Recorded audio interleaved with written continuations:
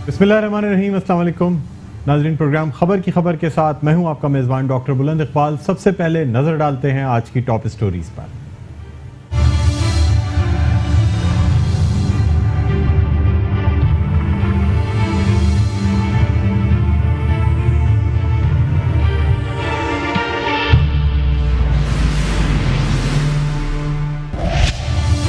मुज़र सेहत खाने से 2 बच्चों की अमवात के हवाले से तहकीकात। रेस्टोरेंट इंतजामिया की गोदाम में मौजूद खाने पीने का सामान निकालने की कोशिश। सिंध फूड अथॉरिटी के डायरेक्टर अबरार शेख का गोदाम पर छापा। 80 किलो से जायद मुज़र सेहत गोश्त, जायदुल मियाद मशरूबात और खाने में डाले जाने वाला सामान बरामद। तफ्तीशी अफसर के मुताबिक वाक़े के रोज रेस्टोरेंट से 300 अफराद ने खाना खाया। शहर के किसी अस्पताल में फूड पॉइजनिंग का कोई केस नहीं आया। तमाम शवाहिद इकट्ठे कर लिए। स्पीकर सिंध असेंबली ने फूड अथॉरिटी की निगरानी के लिए पार्लिमानी कमेटी बना दी। कमेटी फूड अथॉरिटी को फाल बनाने के लिए काम करेगी। सिंध हुकूमत ने आंखें बंद कर ली। कराची में कम उम्र अफराद के साथ साथ मुसलमानों को भी खुलेआम शराब की फरोख्त जारी। सूबाई वजीर एक्साइज मुकेश चावला की 12 और ज्ञान चंद की 7 वाइन शॉप्स भी कानून शिकनी में मुलव्वस। ETOs भी मुबैना रिश्वत और सिफारिश पर तैनात। ETO East Kalimullah Wassan, Central Daud Kolachi, South Karim Dad Abbasi, Malir Kashmir Zardari मुबैना रिश्वत वसूली में मुलव्वस। कराची में गैर कानूनी तामीरात उरूज पर। North Karachi town builders mafia के लिए जन्नत बन गया। भारी रिश्वत के एवज कमर्शियल और रिहायशी प्लॉट्स पर खिलाफ ज़ाब्ता तामीरात। नक्शे की मंजूरी के बगैर तामीरात से सरकारी खजाने को लाखों रुपए का नुकसान। सिंध बिल्डिंग कंट्रोल अथॉरिटी ने खिलाफ ज़ाब्ता इमारतों की तामीर की इजाजत दी। सईद गनी का एतराफ, कहते हैं गैर कानूनी तामीरात को रोकने की कोशिश कर रहे हैं। सिंध बिल्डिंग कंट्रोल अथॉरिटी के खिलाफ शवाहिद दिए जाएं। कराची में पानी चोरी का मामला। अंधेर नगरी चौपट राज। पानी चोरी करने में हाइड्रेंट माफिया के साथ वाटर बोर्ड के अफसरान मुलव्वस। नीपा के सरकारी हाइड्रेंट का ठेकेदार गुलाम नबी स्याह सफेद का मालिक बन बैठा। गुलाम नबी ने वाटर बोर्ड के अफसरान की मिली भगत से गुलशन इकबाल की कंड्यूट लाइन से कनेक्शन हासिल कर लिया। MD खालिद शेख और DMD असदुल्ला ने आंखें बंद कर ली।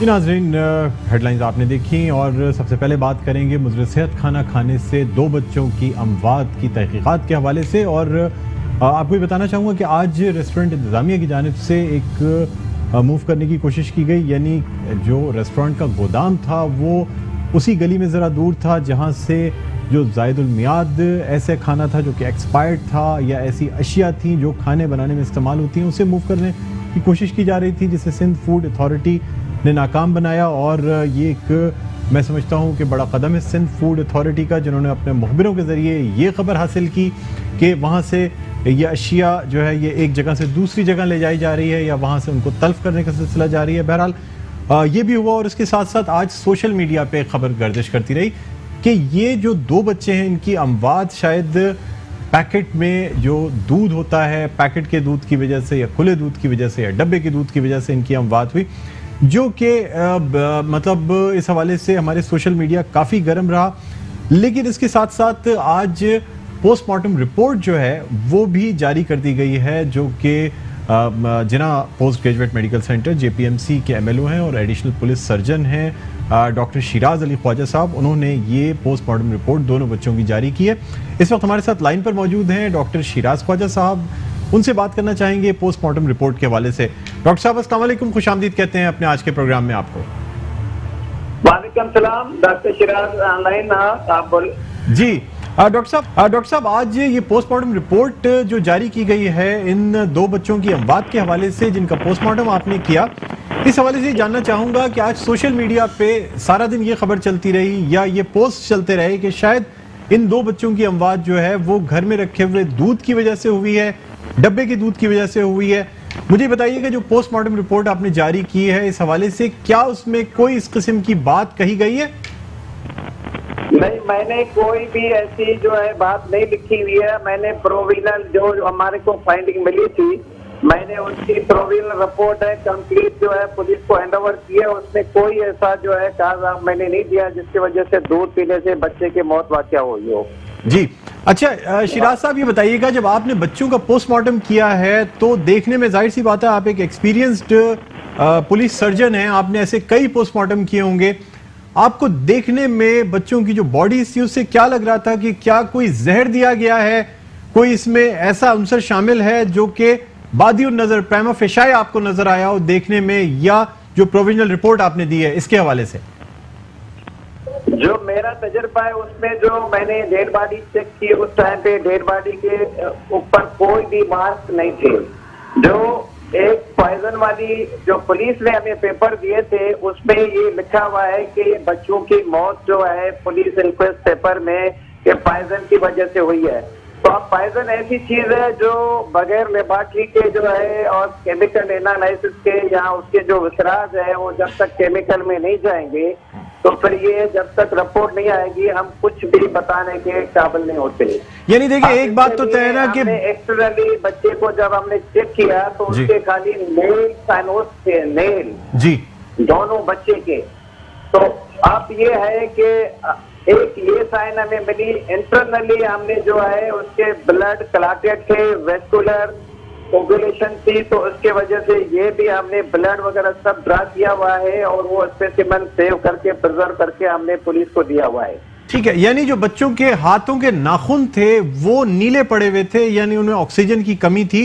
अच्छा, लेकिन बच्चों की कोई हड्डी टूटी हुई या जिस्म पे कोई निशान या कोई ऐसी चीज जिससे लगे कि बच्चों को कोई नुकसान पहुंचाया हुआ, ऐसी कोई चीज मौजूद नहीं थी?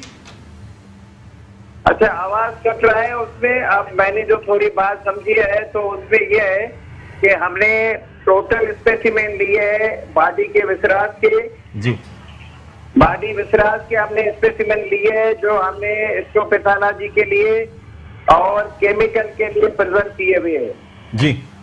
अच्छा डॉक्टर साहब, ये भी बता दीजिएगा कि आपने जो यानी जो अंदरूनी आज़ा हैं जिस्म के, उनके जो आपने सैंपल्स लिए हैं, जैसे मैदा होता है, स्टमक होता है, या उसके साथ साथ आंतें जो होती हैं, उनकी क्या पोजीशन थी? क्या उनसे आपको कोई इन्फेक्शन नजर आ रहा था जैसा कि फूड पॉइजनिंग में होता है, या कोई पॉइजन या जहरीली चीज नजर आ रही थी? सर जी आवाज बहुत कट रही है जी, कोई आवाज आपका जो डॉक्टर साहब क्लियर नहीं आया जी। डॉक्टर साहब आप मेरी आवाज सुन सकते हैं? आपको मेरी आवाज आ रही है? अब मैं आपको अपना बता रहा हूँ क्योंकि आपकी आवाज जो है कट रही है जी। मैं थोड़ा जी हम आपको दोबारा लाइन पे लेते हैं, इसी हवाले से हम दोबारा आपको कॉल कर रहे हैं, आप हमारे साथ रहिएगा, हम दोबारा आपसे राब्ता कायम कर रहे हैं। तो नाज़रीन, ये पोस्टमार्टम रिपोर्ट इस वक्त प्रोविजनल तौर पे सामने आई है, इसमें कहीं बच्चों के जिस्म पे कोई निशान मौजूद नहीं है, और जैसा कि डॉक्टर साहब फरमा रहे हैं कि जो अंदरूनी आज़ा हैं वो इन्होंने देखे हैं। जो पोस्टमार्टम रिपोर्ट मैंने पढ़ी है अपने मेडिकल नॉलेज के हिसाब से, तो वो कंजेस्टेड हैं, यानी उसमें काफ़ी हद तक इन्फ्लेमेशन भी पाई गई है। इसके अलावा जो सैंपल्स लिए गए हैं अभी तक उनकी कोई रिपोर्ट नहीं आई, उसे पंजाब में फॉरेंसिक लेबोरेटरी भेजा जा रहा है जहां ये देखा जाएगा कि आया, बल्कि ये एक जगह नहीं भेजे जाते। हमारे साथ दोबारा लाइन पर मौजूद हैं डॉक्टर शिराज ख्वाजा साहब।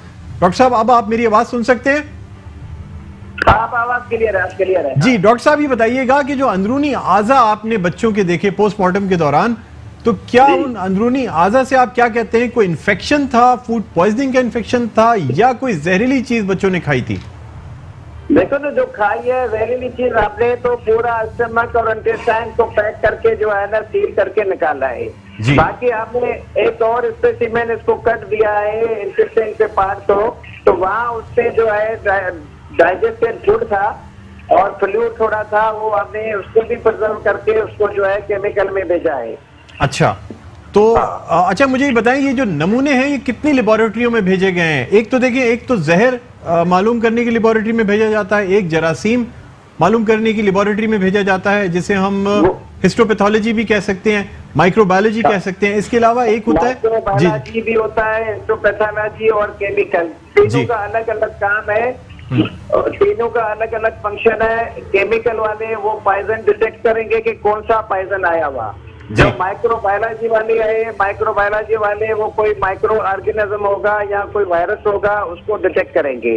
जो हिस्टोपैथोलॉजी वाला होगा वो कोई बीमारी होगी या उसको जो इन्फ्लेमेशन हुआ होगा उसको वो उसकी रिपोर्ट बता देंगे कि उसको कोई पहले कोई बीमारी तो नहीं थी। अब इस तरह की ये रिपोर्टें होगी, ये रिपोर्टें आने के बाद हर चीज पिक्चर क्लियर हो जाएगी। ये कितने दिन आपको लगते हैं कि जिसमें ये रिपोर्टें मंजर आम पर आ सकेंगी? ये जो लेबोरेटरी में नमूने भेजे गए हैं, ये देखो ना, हमने तो हैंड ओवर करके पुलिस के हवाले किया है। अब वो पुलिस का काम है कि जितना भी जल्दी फॉलो करे तो वो कर सकती है। उसमें ये है कि मैक्सिमम 10 दिन तक जो है एक पीरियड है, नॉर्मल पीरियड है।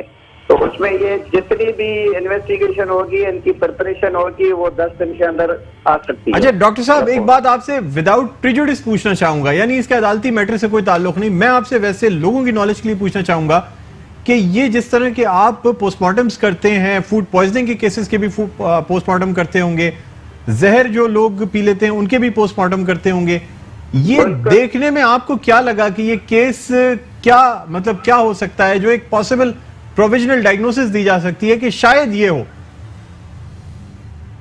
मैं ये कह रहा हूँ कि जो हमारा तजुर्बा है, हमने देखा है, देखो नॉर्मल डेथ तो है ही नहीं, नेचुरल डेथ है ही नहीं जी। अब ये है कि सडनली कोई ऑनसेट हुआ है किसी चीज का, तो उसमें पॉइजन ही मोस्टली जो है, क्योंकि ये तो कोई एक्सटर्नल इंजरी है नहीं जी। इसमें यह है कि पॉइजन ही है, एक ऐसी चीज है जिससे ये मौत वाक़ई हो। अदरवाइज कोई ऐसी डिजीज हमें तो कोई देखने में नहीं आई। बाकी जो उसकी लैब रिपोर्ट आएगी तो उसके हम। अच्छा डॉक्टर साहब, जी जी, ये जो एक सेप्टिसीमिया होता है, सेप्टिसीमिया यानी ब्लड के अंदर खून में जो जरासीम बढ़ जाते हैं, फूड पॉइजनिंग में जिस तरह हो जाता है कि खून में जरासीम बहुत ज्यादा बढ़ जाते हैं, फिर खून जो है वो जम भी जाता है और आपका टेम्परेचर भी बॉडी का बहुत हाई हो जाता है। क्या इस टाइप की कोई चीजें नजर आई हैं जिनसे लगे कि नहीं, वो हमने एक दो वेन थी जिसको हमने जो बिल्कुल इंगार थी, सुलझी हुई थी, आपने उसको कट लगाया था, तो उसके बाद उसमें क्लॉटेड ब्लड और जो डीऑक्सीजनेटेड ब्लड जो है ना ऊज हुआ था जी। ये हमने पोस्टमार्टम रिपोर्ट में भी जो है इसकी फाइंडिंग मैंने जो है मेंशन की हुई है। अच्छा कि एक जो सुपरफिशियल वेन थी उसमें जो है ना एक दो वेन बिल्कुल इंगार थी और उसको फिर हमने कट सेक्शन दिया तो फिर डीऑक्सीजनेटेड ब्लड जो है ना ऊज हुआ है। ठीक है, बहुत शुक्रिया डॉक्टर शिराज साहब, आपने हमें ज्वाइन किया और ये अहम मालूमात और मुफीद मालूमात हम तक पहुंचाई। नाज़रीन, हम ये भी आपको बताना चाहेंगे कि ये जो अमवात हुई हैं इसका मुकदमा अब तक दर्ज नहीं हो सका है और हमारी इत्तलात के मुताबिक इन बच्चों के वालिदैन इस वक्त गिजरी थाने में मौजूद हैं, वो मुकदमा दर्ज कराना चाह रहे हैं और इसी हवाले से अच्छा अब हमें ये रिपोर्ट आ रही है कि मुकदमा दर्ज हो गया है, यानी फर्स्ट इंफॉर्मेशन रिपोर्ट जो FIR होती है वो दर्ज हो चुकी है। इसी वाले से हम बात करना चाहेंगे SSP साउथ पीर मोहम्मद शाह साहब जो हैं, उनसे हम ये जानना चाहेंगे कि क्या जो हमारी ये जो अमवात सामने आई हैं इसमें किस किस्म के इक़दाम किए गए हैं और कितने लोगों को हिरासत में लिया गया है और क्या एक्शंस किए जा रहे हैं। क्योंकि आज हमने ये देखा कि जब सिंध फूड अथॉरिटी ने छापा मारा तो उस वक्त भी ये मुखबिरों के ज़रिए ये बात जानी गई कि वहाँ पे गोदाम में से जो सामान है, जो खाने पीने की अशिया हैं, वो एक जगह से दूसरी जगह ले जाई जा रही हैं। और हैरत की बात यह है कि जब एक इसकी इन्वेस्टिगेशन पुलिस कर रही थी, लोग पुलिस के पास मौजूद थे, तो फिर ये कैसे मुमकिन है कि पुलिस की नॉलेज में ये बात नहीं थी कि ये जो गोदाम है वहाँ मौजूद है या उसमें ये तमाम सामान मौजूद है। और ये छापे के हवाले से जो है ना, बहुत अहम चीज़ है कि लोग हिरासत में हैं, जैसा कि कहा जा रहा है, उनको डिटेन किया हुआ है, उनसे इंटरोगेशन की जा रही है। तो क्या हमारी पुलिस इतनी नाबलद हो गई है या इतनी नातजुर्बेकार है कि वो उन तमाम लोगों से ये तक नहीं उगलवा सकी कि इस रेस्टोरेंट का एक गोदाम भी मौजूद है जहां खाने पीने की अशिया बड़ी तादाद में सेव करके रख ली गई हैं, जिसमें ऐसा गोश्त भी मौजूद है जो कि ज़ायदुल मियाद है, एक्सपायर्ड गोश्त है। और ये तमाम चीज़ें जो हैं हम जानना चाहेंगे। अबरार शेख हमारे साथ इस वक्त लाइन पर मौजूद हैं, जो कि डायरेक्टर हैं सिंध फूड अथॉरिटी के, इनसे बात करना चाहेंगे। अस्सलाम वालेकुम अबरार साहब, खुश आमदीद कहते हैं अपने आज के शो में खबर की खबर में आपको। वालेकुम सलाम डॉक्टर साहब। जी अबरार साहब, ये जो आज आपने एक रेड की और खासतौर पे एरिज़ोना ग्रिल रेस्टोरेंट की गोदाम में से जो सामान ले जाया जा रहा था उसको आपने रोका, इस हवाले से मैं जानना चाहूंगा कि क्या माजरा था, कौन सा सामान था, कौन सी खाने की अशिया थी जो यहाँ से ट्रांसफर की जा रही थी? बहुत शुक्रिया। एक्चुअली हमने अपने इन्फॉर्मर को छोड़ा हुआ था क्योंकि हमें बताया नहीं जा रहा था कि उनका सप्लाई चेन या गोडाउन कहाँ पर है। That was equally important to be suspected. तो जैसे पता चला कि there was some suspected movement within the vicinity where the restaurant is located, तो हमने वहां पर पुलिस के साथ जो रेड किया, तो वहां पर दो चीजें काबिल एतराज थी उनके गोडाउन में। एक तो जो मीट को वो उन्होंने land in the car to be supplied और डिस्पर्स समवेयर एल्स, तो वहां पर जो मीट था उसकी एक्सपायरी डेट बहुत ज्यादा थी जो काबिल एतराज है। सर ये सुनने में आ रहा है तकरीबन 80 किलो के करीब ऐसा गोश्त मौजूद था। ये गाय का गोश्त था या ये बकरे का गोश्त था, कौन सा गोश्त था ये? जी इसमें बीफ भी था और मटन भी था। और ये इम्पोर्टेड गोश्त था, यानी मुल्क से बाहर से लाया गया हुआ गोश्त था? जी जी जी इम्पोर्टेड था, उस पर लेबलिंग हुई हुई थी, अकॉर्डिंग टू द लेबलिंग वो इम्पोर्टेड था जी।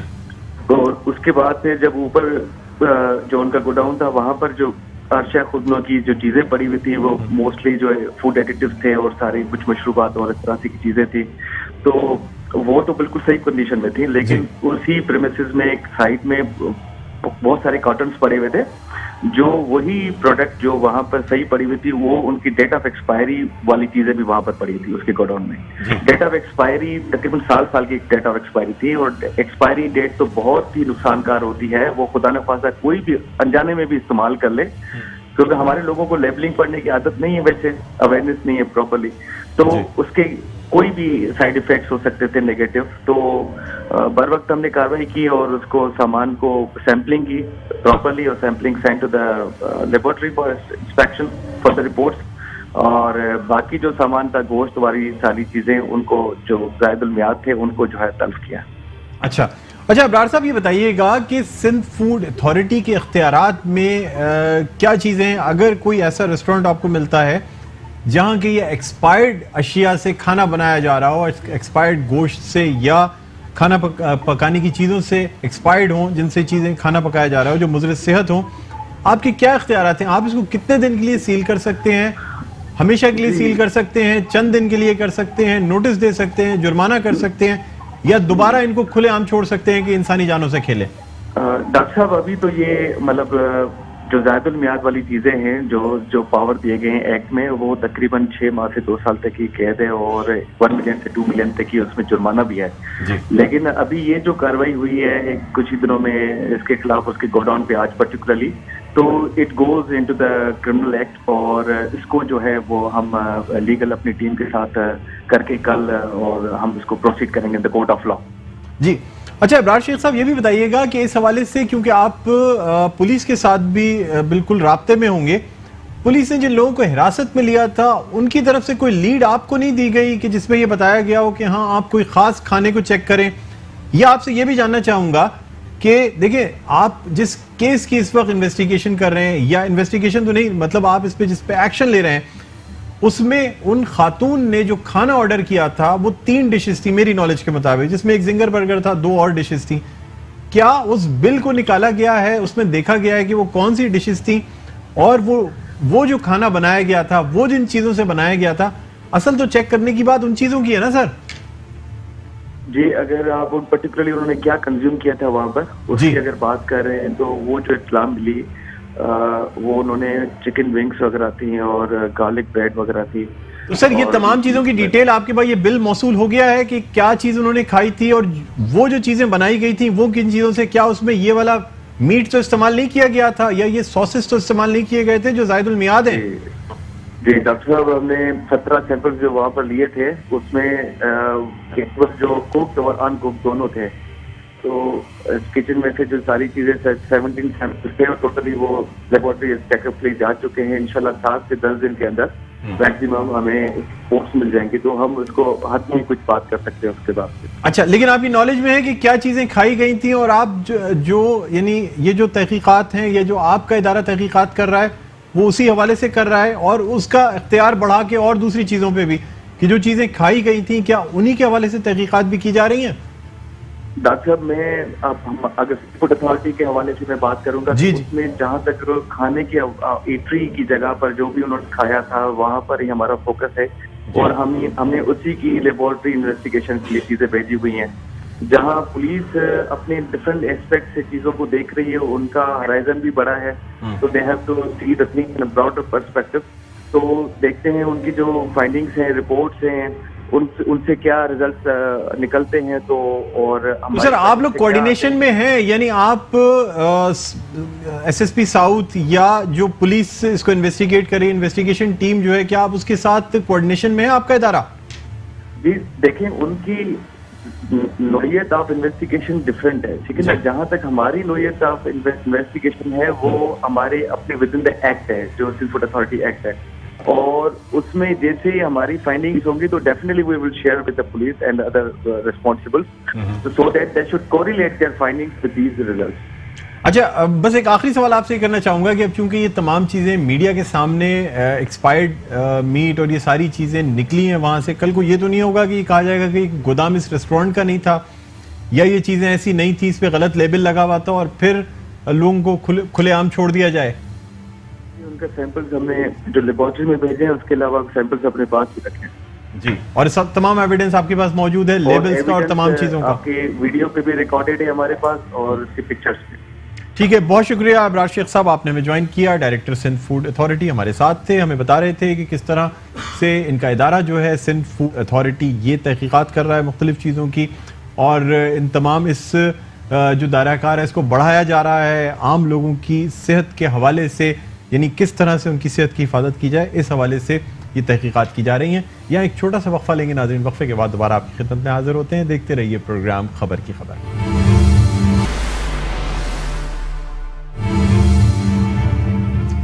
नाज़रीन वेलकम बैक, आप देख रहे हैं प्रोग्राम खबर की खबर। मैं हूं आपका मेज़बान डॉक्टर बुलंद इकबाल। बात हो रही है मुद्र सेहत खाने के हवाले से जो अमवात हुई कराची में इतवार के रोज़, और उसमें क्या डेवलपमेंट्स हुई, ख़ास तौर पे चूँकि पुलिस को ये केस दे दिया गया, इसकी इन्वेस्टिगेशंस हो रही हैं, कुछ लोगों को इब्तदाई तौर पे हिरासत में भी लिया गया, और अब हमारी ख़बरों के मुताबिक आज इसकी एफआईआर, अभी कुछ देर कबल इसकी एफआईआर भी दर्ज कर ली गई है। इसी हवाले से हमारे साथ लाइन पर मौजूद हैं पीर मोहम्मद शाह साहब, जो कि एसएसपी साउथ हैं, ये हमारे साथ मौजूद हैं। अस्सलाम वालेकुम पीर मोहम्मद शाह साहब, आप मेरी आवाज़ सुन सकते हैं?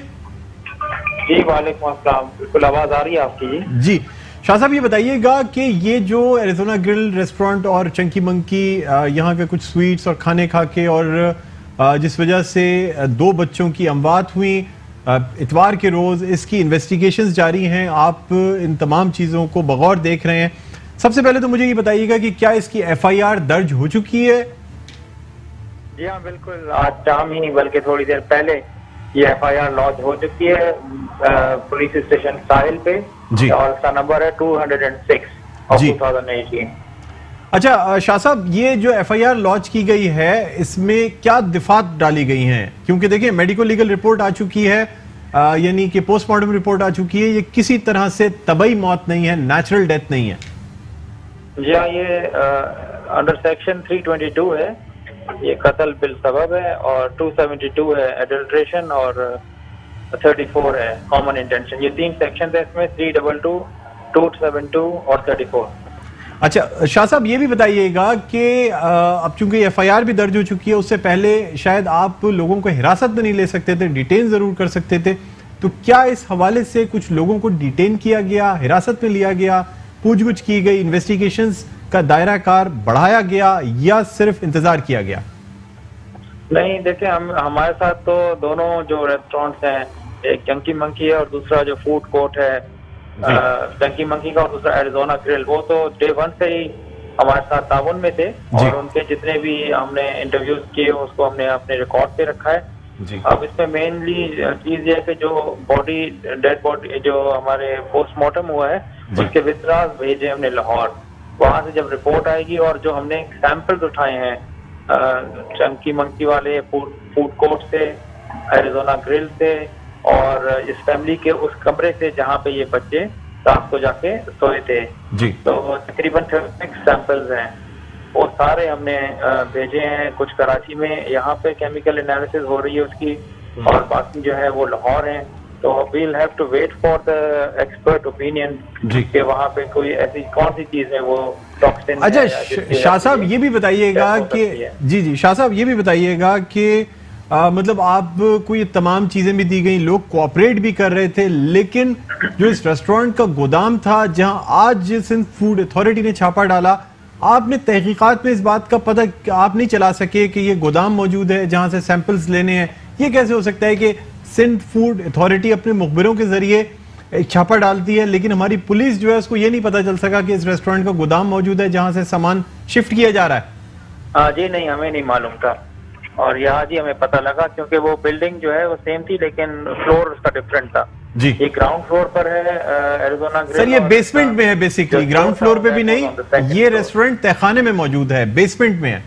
नहीं नहीं, सेकंड फ्लोर पर है आप। नहीं सर, ये जो रेस्टोरेंट है इसका रिसेप्शन सिर्फ ग्राउंड फ्लोर पे है लेकिन ये पूरा रेस्टोरेंट दरअसल बेसमेंट यानी तहखाने में है। नहीं, वो जो मैं आपको उसकी बात कर रहा हूँ जो गोदाम है। जी जी, जो उनके तो सर आप जहाँ पे इन्होंने चीजें अपनी डंप की हुई थी वो सेकंड फ्लोर पर था। वो हमें भी मालूम नहीं था, ना ही फूड अथॉरिटीज को पता था, लेकिन जब आज वहाँ से मूवमेंट हुई तो वहाँ के लोगों ने हमें भी बताया और फूड अथॉरिटीज को भी बताया, तो हम लोग पहुंचे वहाँ पर।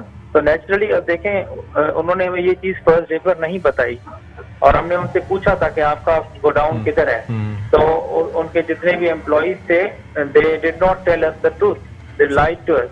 तो सर ये बताए ना कि ये हकायक को छुपाना। जी सर, लिखी हुई है। शाह साहब ये मुझे बताइएगा कि इन्वेस्टिगेशन के दौरान, तहकीकात के दौरान जब किसी से पूछगछ की जाती है, अगर वो हकायक को छुपाए और जानबूझ के ये बात ना बताए तो उस सूरत में आप मजीद भी कोई एफआईआर दर्ज करेंगे कि जानबूझ के ये हकायक छुपाए गए और आपको नहीं बताया गया? बिल्कुल, देखें अल्टीमेटली तो ये फिर भी डिसाइड होना है केमिकल एनालिसिस पर। जो उनके गोडाउन से चीजें मिली हैं वो अलग डायरेक्ट कंप्लेंट होगी कोर्ट के अंदर। वो हमारे जो फूड के अथॉरिटीज हैं वो उसके खिलाफ एफआईआर कल सुबह कोर्ट में कर देंगे। अच्छा। बाकी जब हमारे रिजल्ट्स आएंगे and then if we get some positive results तो नेचुरली फिर तो वो एक्यूज्ड हो जाएंगे। शाह साहब लेकिन आपका ये कहना कि एक तरफ आप ये कह रहे हैं कि रेस्टोरेंट वाले आपसे ताउन कर रहे हैं और एक तरफ ये भी कहना है कि वो हकायक छुपा रहे हैं, तो ये कैसा ताउन है जिसमें ताउन भी किया जा रहा है और हकायक को भी छुपाया जा रहा है? आपको गोदाम तक का नहीं बताया गया सर? एफआईआर से पहले तो आप किसी को अरेस्ट नहीं कर सकते ना। जी जी, एफआईआर तो आज हुई है सर, लेकिन ताउन कैसा चल रहा है कि ऐसा ताउन है जिसमें हकायक छुपाए जा रहे हैं लेकिन आप कह रहे हैं कि ये रेस्टोरेंट वाले ताउन कर रहे हैं? ये तो चीजें अभी केस में आएंगी जी। ये तो उसमें जो उन्होंने हमें गलत बयानी की है जी, वो केस के जो केस फाइल है उसका हिस्सा बनेगी। अच्छा, तो सर ये भी बताइएगा कि ये जो मैचिंग का सिलसिला है, क्योंकि नमूने और बच्चों के कपड़े भी आपको दिए गए हैं पोस्टमार्टम के साथ साथ, और उसके ऊपर भी जाहिर सी बात है उल्टी का मवाद और ये तमाम चीजें मौजूद हैं, क्या समझते हैं कितना टाइम लगेगा इन टेस्ट्स को वापस आप तक आने में, कोई हतमी ये रिपोर्ट आने में? देखें कराची में तो मेरी बात हुई थी जहाँ पे जो केमिकल केमिस्ट हैं उन्होंने बताया कि it takes normally 7 days for any toxins to be detected जी। अब लाहौर में जो है वो कल देखते हैं वो क्या कहते हैं, उनको जब सैंपल्स वो देखेंगे क्योंकि वो काफी सैंपल्स हैं, 36 सैंपल्स हैं जी जो कि हमने लाहौर भेजे हैं। वो फिर कल वहाँ की जो अथॉरिटीज है वो हमें बताएंगे कि how long would it take for them to detect the toxin जी। अच्छा शाह साहब, एक और बात बताइएगा कि चूंकि घर भी सील किया गया है, वहां से मुख्तलिफ सैंपल्स लिए गए हैं, तो क्या घर से जाहिरी तौर पे कोई ऐसी चीज मिली है जिसपे आपका शक जा रहा हो कि शायद ये इस्तेमाल करने से भी फूड पॉइजनिंग हो सकती हो? नहीं, इस तरह काफी चीजें थी, एडिबल्स ना बहुत ज्यादा थी, यानी कि बिस्किट्स थे और फ्रूट जूसेस थे, बोतलें थी, पानी था और चॉकलेट्स थे, कैंडी थी और जो नीडो का जो मेजी का जो मिल्क है वो था। तो there were lots of edibles उधर, तो हमने सब चीजें उठाई हैं वहां से ना, कोई चीज नहीं छोड़ी। जहाँ वॉमिट किया उन्होंने हर उस चीज को हमने कलेक्ट किया। अच्छा, और अब तो this is for the chemist, जो केमिकल एक्सपर्ट्स हैं तो उनकी एग्जामिनेशन से ही पता लगेगा कि कौन सी चीज थी जिसकी वजह से ये जो अल्टीमेट सबब बना। बिल्कुल, बहुत शुक्रिया पीर मोहम्मद शाह साहब, आपने हमें ज्वाइन किया और हमें ये तमाम मालूमात हम पहुंचाई। नाज़रीन, अब हम उम्मीद ही कर सकते हैं कि शायद ये तहकीकात मंजर आम पे भी आएँ और जो लोग इसमें मुलव्विस हैं उन्हें कैफ़र किरदार तक पहुँचाया जा सके। एक हमारी और नेक्स्ट स्टोरी है जिसपे हम करेंगे, और ये भी आपको बताते चलें कि सिंध हुकूमत जो है वो जैसा कि हमने पहले एक स्टोरी उठाई थी शराब खानों के हवाले से कराची में, जिसमें ना सिर्फ कम उम्र अफराद को ये शराब फरोख्त की जा रही है बल्कि मुसलमानों को भी ये शराब फरोख्त की जा रही है। सिंध हुकूमत ने इस पर टोटल अपने आंखों पे पट्टी बांधी हुई है। और उसकी एक वजह यह भी है कि इसमें हमारे जो एक्साइज के वजीर हैं मुकेश चावला साहब और साबिक वजीर जो हैं ज्ञानचंद, उनका अपना ये कारोबार है, उनकी अपनी ये दुकानें हैं। 12 दुकान मुकेश चावला साहब की हैं, 7 दुकानें शराब की तकरीबन ज्ञानचंद साहब की हैं। तो जाहिर सी बात है जब अपना ही कारोबार चल रहा हो तो कौन अपने कारोबार पे हाथ डालता है या कौन उस पर कदगन लगाता है। लेकिन बहरहाल नाज़रीन, इस पे हम बात करेंगे एक छोटे से वक्फे के बाद। कहीं ना जाइएगा, देखते रहिए प्रोग्राम खबर की खबर। जी व्यूअर्स, वेलकम बैक। आप देख रहे हैं प्रोग्राम खबर की खबर। मैं हूं आपका मेज़बान डॉक्टर बुलंद इकबाल। और ब्रेक पे जाने से पहले जिस तरह मैंने कहा था कि अब हम बात करेंगे सिंध में और ख़ासतौर पे कराची में शराब की फ़रोख्त के हवाले से। ना सिर्फ कम उम्र अफराद को बल्कि मुसलमानों को ये शराब खुलेआम फ़रोख्त की जा रही है। वजह इसकी ये है कि सिंध हुकूमत ने अपनी आंखों पर पट्टी बांधी हुई है। और पट्टी की वजह यह है कि सिंध के जो एक्साइज के वजीर हैं मुकेश कुमार चावला साहब, उनकी अपनी 12 दुकानें शराब, 12 शराब खाने उनके अपने हैं। साबिक वजीर जो हैं ज्ञानचंद साहब, उनके 7 शराब खाने हैं। और इस वजह से इस तमाम मैटर के ऊपर आंखें बंद की हुई हैं, ये कारोबार आम चल रहा है।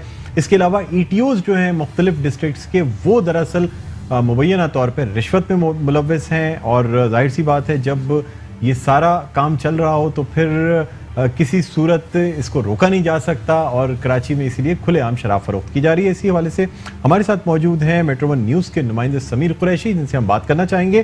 समीर कुरैशी साहब, अस्सलाम वालेकुम, आपको खुशामदीद कहते हैं अपने आज के इस प्रोग्राम खबर की खबर में।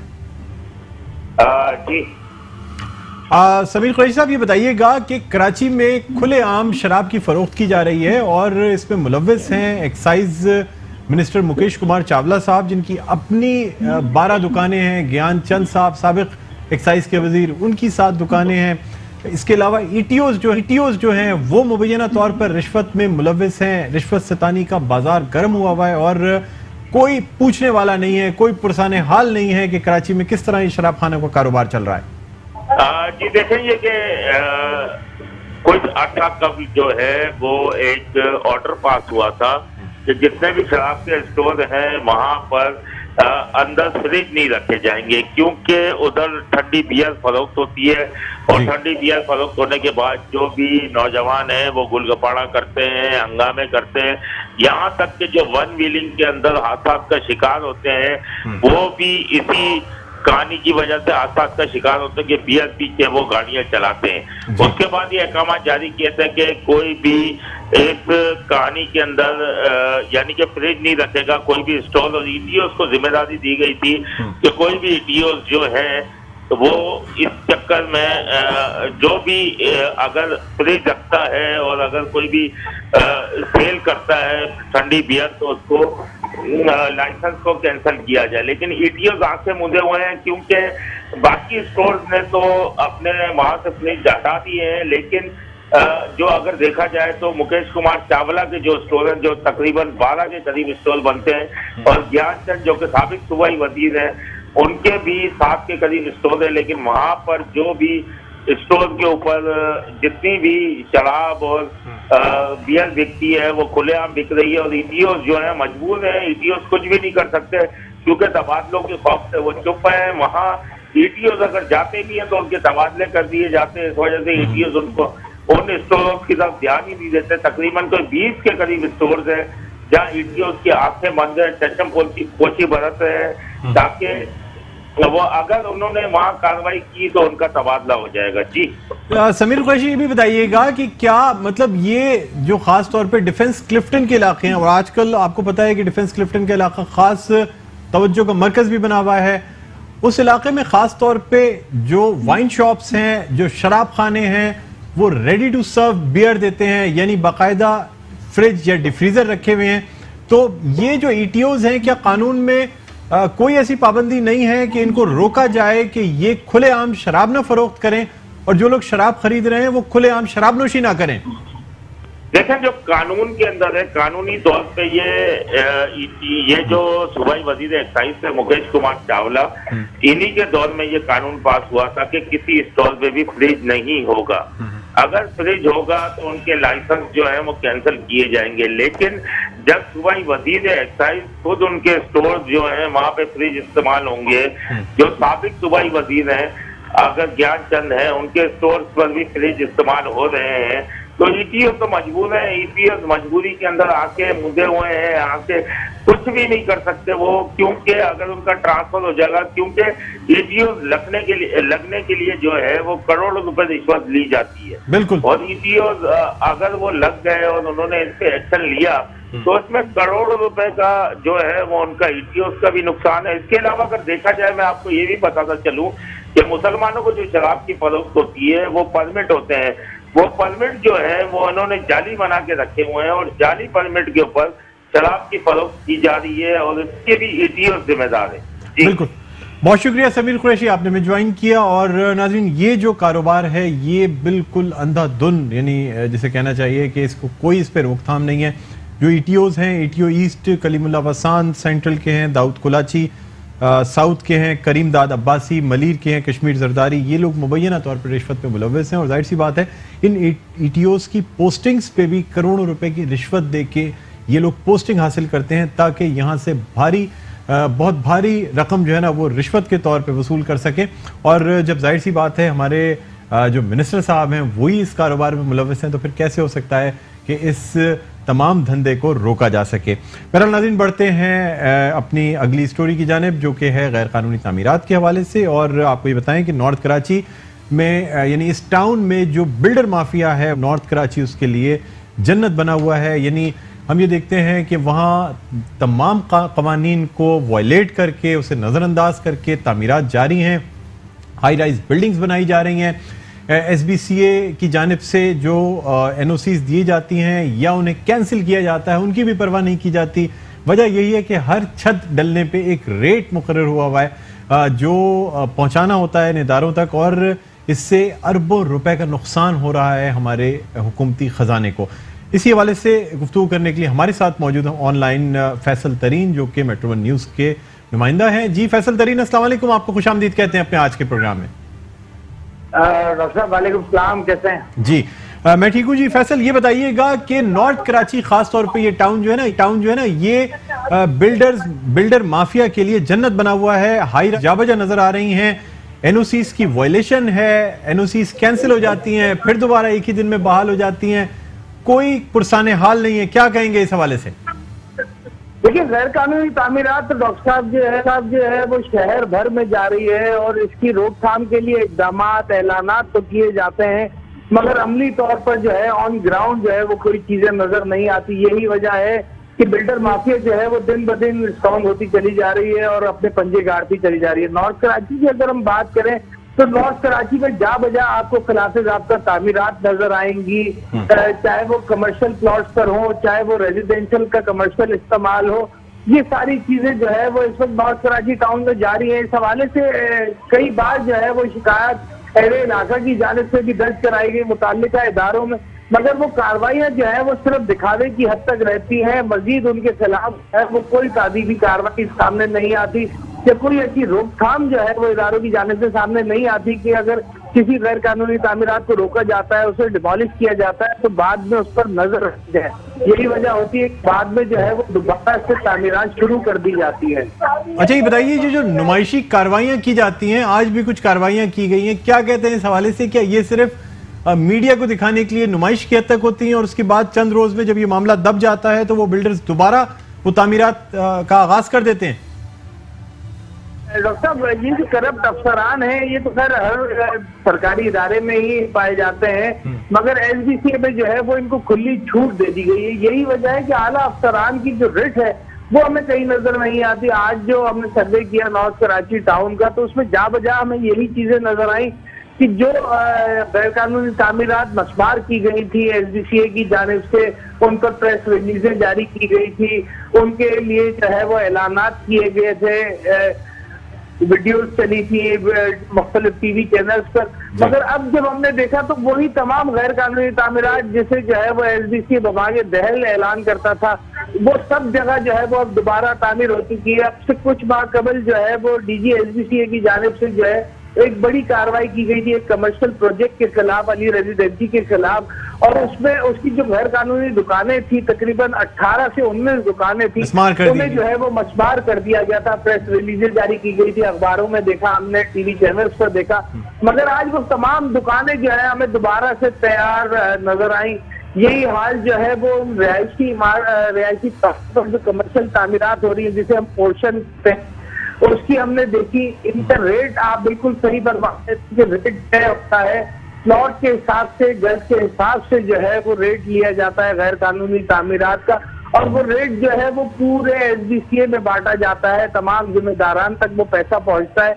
और सिर्फ इस काम की मद में जो है सरकार को जो है वो करोड़ों रुपए माहाना का नुकसान होता है, क्योंकि लोग जो है वो गैर कानूनी तामीरात की तरफ ज्यादा रुझान देते हैं। वो काम बज़ाहिर जो है वो आसान नजर आता है लोगों को, किस तरह पैसे देने और काम करना है। यही वजह है कि हमारे लोग जो है वो कानूनी कामों में नहीं पड़ते, ना ही अप्रूवल लिए जाते हैं, ना ही जो है वो कंप्लीशन प्लान हासिल किए जाते हैं। बगैर कंप्लीशन प्लान के जो है कमर्शियल इमारतों को वो आबाद कर दिया जाता है, और इस पर SDCA के अफसरान जो है वो अपने खामोश तमाशाई के तौर पर नजर आते हैं। बहुत शुक्रिया फैसल तरीन, आपने में ज्वाइन किया। नाजरीन, ये एक आम सी बात होती जा रही है, और ये भी बताते चलें कि सूबाई वज़ीर बल्दियात सईद गनी ने इस बात का एतराफ़ किया कि ये गैर कानूनी तामीरात जो हैं, इसको सिंध बिल्डिंग कंट्रोल अथॉरिटी ने ये इजाज़त दी, जिनकी वजह से ये तमाम तामीरात हुई। और एतराफ़ करते हुए उन्होंने कहा कि सिंध बिल्डिंग कंट्रोल अथॉरिटी को बेहतर बनाने की ज़रूरत है। लेकिन आप समझ सकते हैं कि ऐसा कैसे मुमकिन है कि एक चीज़ नॉलेज में होते हुए ये तमाम चीज़ें चलती जा रही हैं, लेकिन ये बेलगाम घोड़ा किसी सूरत रुकने का नाम नहीं ले रहा।